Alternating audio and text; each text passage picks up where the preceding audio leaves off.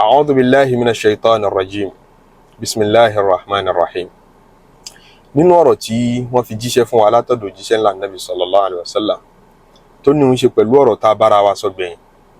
nípa àdúà àti bọ́lọ̀ ń ṣe ń gbà. òun ni pé wọ́n lóyún ànábì ní ud'u Allaha wa antum muqinuna bil ijaba. ẹ máa pe Ọlọ́run ní gbogbo ìgbà tẹ́ ẹ bá pè, àmọ́ o ẹ jẹ́ ó máa dá yín lójú pé yóò dá yín lóhùn. àṣeká pe Ọlọ́run ọba pẹ̀lú iyèméjì, ẹ jẹ́ á ṣàdúà yẹn o. ó ṣeé ṣe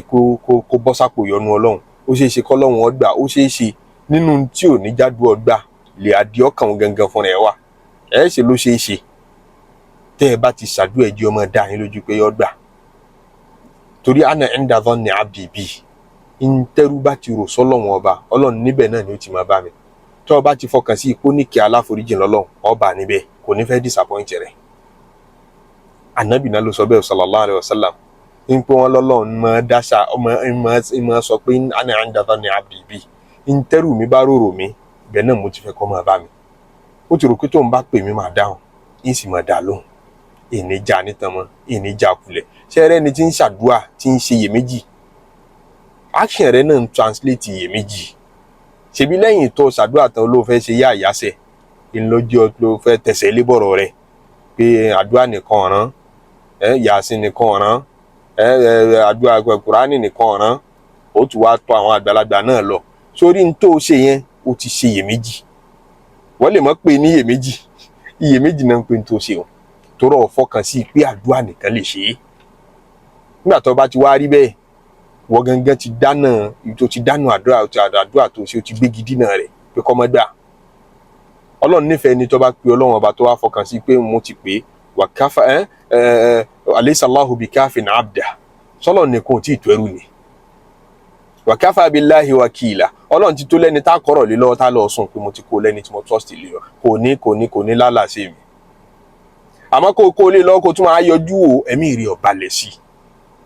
i. ń ló fa kọ́ ọmọ tẹsẹ̀ lébọ̀ ọ̀rọ̀ rẹ, kọ́ ọmọ tójú bọlé káàkiri. ud'u Allaha, ẹ ṣàdúrà ńgbà tẹ́ ẹ bá ń ṣe tí ó jẹ́ ọgbà ní pé wa antum muqinuna bil ijaba, ẹ jẹ́ ọmọ dá yín lójú pé àdúrà yín ọgbà. ẹ máa jẹ́ ọmọ dá yín lójú pé ọba tí ń gbọ́ tí ń gbà ńlọba tẹ́ ẹ pé ọ wá ní wa'lamu, ẹ tún lọ́ọ́ mọ̀ anna Allaha ń pọ́ lọ́wọ́ ọba la yastajibu du'a abdin min qalbin lahin,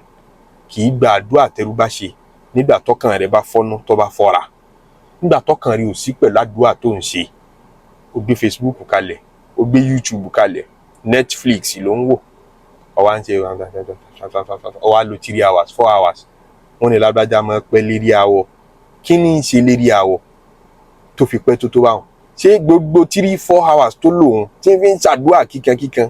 ṣé gbogbo ẹ̀ náà lọ́kàn rẹ̀ fi pàdé sọ́dọ̀ Ọlọ́run? àsìkò péréte tọ́kàn rẹ̀ bá fi pàdé sọ́dọ̀ Ọlọ́run, àsìkò tó fi ṣàdúrà nù. ṣé gbogbo yòókù exercise ní í ṣe. wọ́n lá nàbí Musa alayhi salatu wa salam marra bi rajulin, ó rìn jọ́ kan lọ́pàdé arákùnrin kan yad'u wa yatadarra, ń ṣàdúrà ní kíkankíkan, ń fara dúró fọ́lọ́run. faqala Musa alayhi salatu wa salam ilahi, Musa wá débi ní ti máa bọ́lọ́run sọ̀rọ̀, ó ní Ọlọ́run mi o, law kanat hajatuhu biyadi qadaytuha. èèyàn ló pe ọ tó báyìí lóòdẹ tí ì dá lóhùn, ká pé n ti ń béèrè ká pọ́wọ́ mi lọ́wọ́ ní mi ó ti fún un tipẹ́tipẹ́. fa awha Allahu ta'ala ilayhi, lọ́lọ́run bá dá Musa lóhùn pé ana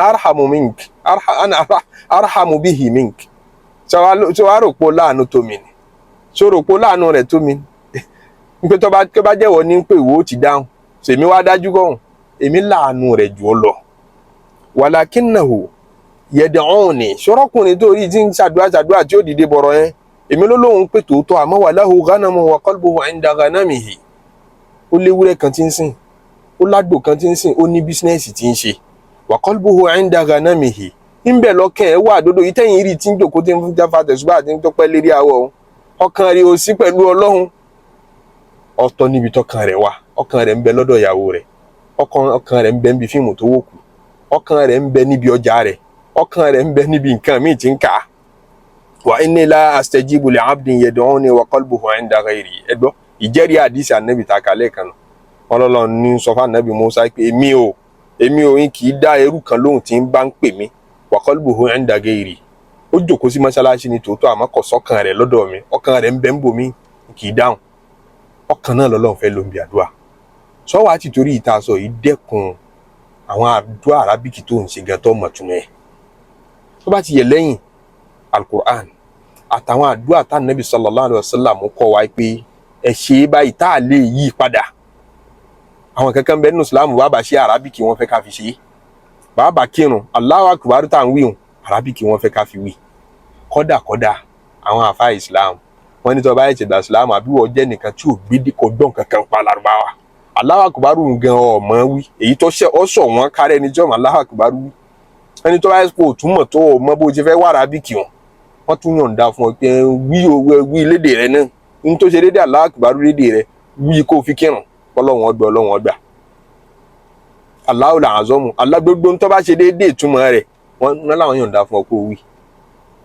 ẹ̀sìn lárúbá iṣẹ́ rí ìsìláàmù iṣẹ́ ẹ̀sìn arábíkì èmi sì máa dáṣà kan pé Ọlọ́run ọ̀gbọ́ lárúbá ju Yorùbá lọ àti àṣà táwọn kan máa ń dágbé bá dijọ́ àlùkìyámà lárúbá láàmú sọ tí Yorùbá ti kéwú láyé ó kú bí ó ti ṣe tó bá dínú sàárè tó yá bá dínú sàárè lárúbá ni wọ́n fi lárúbá kọ́ wọ́n ibi wa kéwú kọ́ wọ́n béèrè nínú sàárè o àkéwú kọ́ wọ́n béèrè nínú sí ìgbàgbọ́ wọ́n béèrè ń bẹ̀ kìí sì ṣe arábíkì lásán jọ náà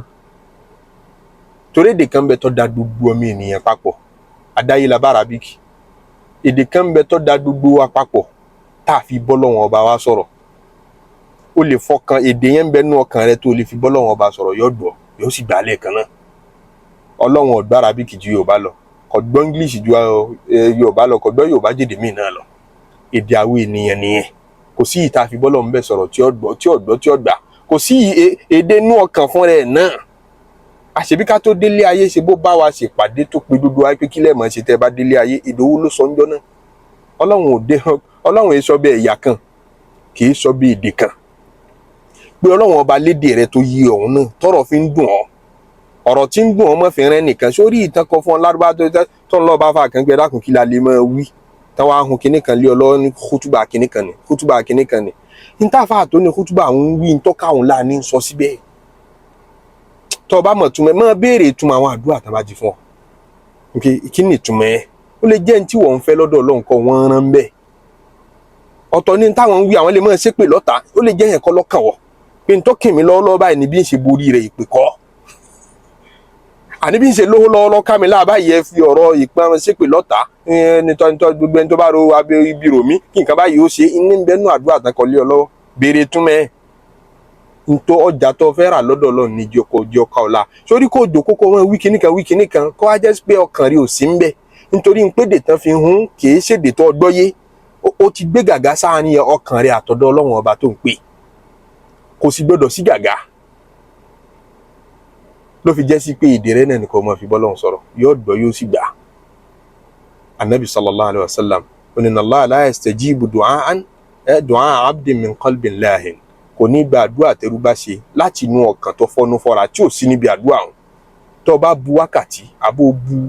àsìkò tó pọ̀ fúnra rẹ̀ níbi àdúrà tí wọn náà mọ̀ pé o lè concentrate kódà àwọn psychologist máa sọ fún wa pé ọmọ ènìyàn ò lè concentrate kọjá 15 minutes ẹni títí ẹ long jù concentration pé kó o dọkàn dé nǹkan kọkàn rẹ mọ́ kó ń bẹ́ rárá kọ́ mọ́ ṣeré jáde ó pẹ́ jù ní 15 minutes tọ̀pọ̀lọpọ̀ owó tó bẹ́ẹ̀ láàrin 5 minutes àwọn kan bẹ wọn tiẹ̀ lè concentrate rárá bó ń bá wọn sọ̀rọ̀ gan wọ́gbọ́n mọ̀ mọ̀ lẹ́yìn ju rẹ̀ pé ọkàn rẹ̀ ti wà ń bò mí kó o lè concentrate kọjá 2-3 minutes tó bá rí bẹ́ẹ̀ kí lè tó bu àdúrà wákàtí tó pọ̀ fúnra rẹ̀ tó wá yán hò tó wá ń sùn tó ń tò gbé ń díẹ̀ ọkàn rí ò sí ibi tó ń ṣe mọ́ ẹnu wọn tó bá ṣe tọkàn rẹ̀ bá pàdé pẹ̀lú Ọlọ́run lásìkò òun ó ti tó àdúrà gẹ́gẹ́ ló ṣe